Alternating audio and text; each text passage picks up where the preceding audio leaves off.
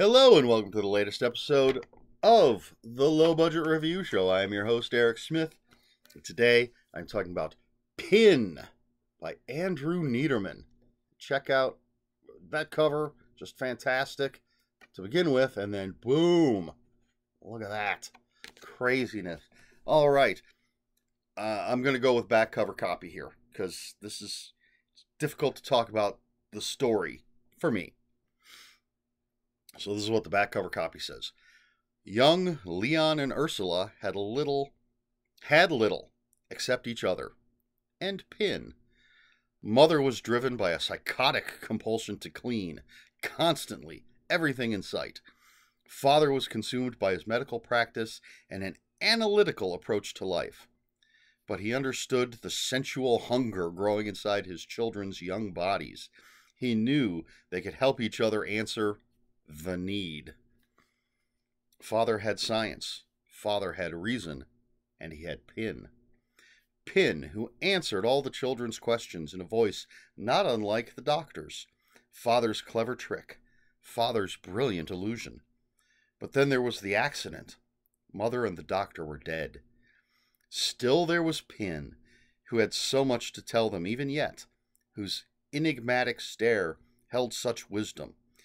There would be just the three of them now, quiet Leon, beautiful, frightened Ursula, and wise, implacable Pin. They were all each of them would need, ever. God help anyone who threatened their perfect trinity, and God help anyone who didn't believe in Pin. All right, so back cover copy out of the way. For the too long didn't watch folks, I gave this 5 out of 5. I really liked this book. It's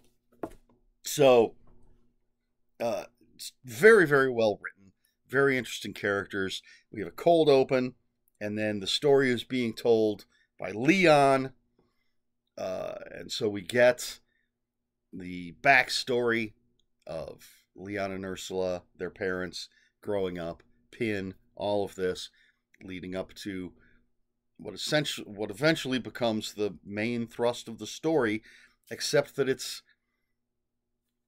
not the type of story where something happens and then it's a matter of figuring something out. In horror stories, it's not, oh, there's bodies popping up all over the city with being drained of blood. What's going on? Or, oh, things in our house are moving around and we don't know how, and I'm hearing strange voices and the walls are bleeding. Let's figure it out because for some reason we can't move out. It's just Leon telling essentially the story of his life and his family and Ursula, but it's weird and it's creepy and it's building up to something. And it's very well done. Now, I don't want to talk too much or at all about the story itself because I don't want to give anything away. Excuse me. So, a little history lesson, as it were. Let's talk about V.C. Andrews. V.C. Andrews, best known as the author of Flowers in the Attic. It was her first novel, and despite the fact that there are hundreds of novels out there attributed to V.C. Andrews, she only wrote 7 before she died. All of the rest of them, as far as I know, all of the rest of them, the hundreds of other V.C. Andrews books, all written by Andrew Neiderman. Now, this book came out in 1981, I believe. Let's just double check that. 1981. There we go. Which I believe is after Flowers in the Attic, but 6 years before the last actual V.C. Andrews book came out. And I can completely see why the V.C. Andrews estate would have asked Andrew Neiderman to be the one to continue writing V.C. Andrews books. If you are familiar with Flowers in the Attic, or I've never read a V.C. Andrews book. I do have an old, I think it's a first edition paperback of Flowers in the Attic that I haven't read yet. Should have made that part of this Spooktober series. But I do. My sister reads them. I have an idea, a general idea of some of the shenanigans that they get up to in these V.C. Andrews books. So if you're familiar with that, you're familiar with some of the relationship stuff going on with characters in this book. And again, it's creepy, it's weird, but it's incredibly well told, and the things that happen, it's, well, I mean, just look at that cover. That's just creepy. And then when you look on the inside, that's pretty creepy as well. That has a very V.C. Andrews kind of feel to it. Excuse me. So 4 out of 5 for this. I highly, highly recommend it. I was so happy to have found this at Cinema Wasteland, and I had called an audible. I mentioned this in my weekly wrap-up for the week that I had finished reading this book. I was planning on reading Neighborhood Watch by Andrew Neiderman, but I decided that was too recent for the October vibe I was going for with my reading. And since I had just found this at Cinema Wasteland Horror Movie Festival, I decided to read this one instead. And so glad I did. I'll read Neighborhood Watch eventually. I got a whole bunch of Andrew Neiderman stuff up there. And I always forget he wrote The Devil's Advocate. I've not read that book, the movie, but I like the movie with Keanu Reeves, Al Pacino, is it Charlize Theron, I think.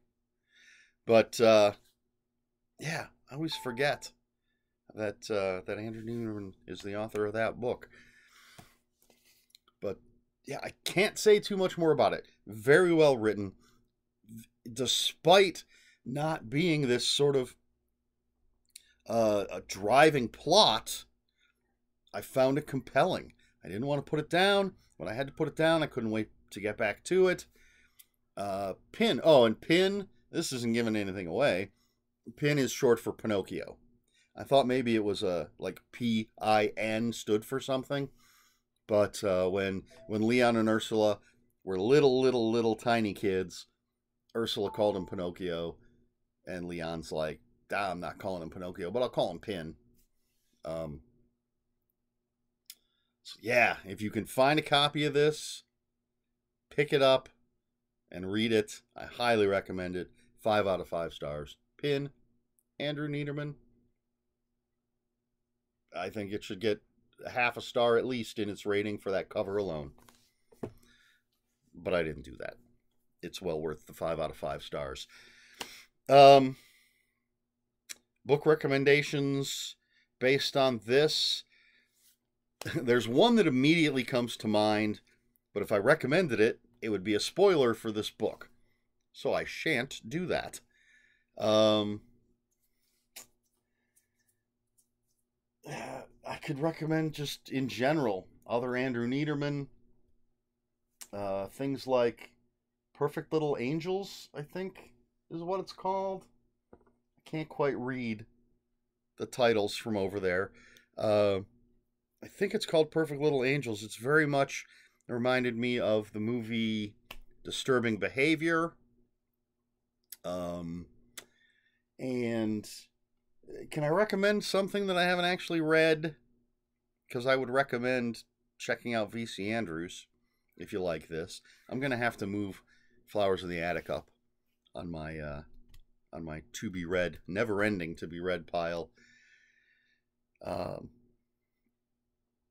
And yeah, no question for this video. Lame recommendations, my apologies.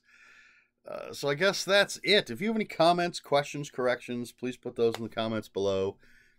Comments are open for spoilers. Just post a spoiler warning. We try to be polite here on the Low Budget Review Show. Please like, share, and subscribe. All the usual YouTube stuff. If you'd care to follow me on other social media, my Twitter, for the time being, is still at Ronin5757. My Instagram, where I post pictures of books, comic books, board games, fuzzy animals, is EricSmith5757. And if you're on Bluesky, I am at EL Smith. That's all I've got for you. This has been the Low Budget Review Show. I've been Eric Smith, and until next time, read more books.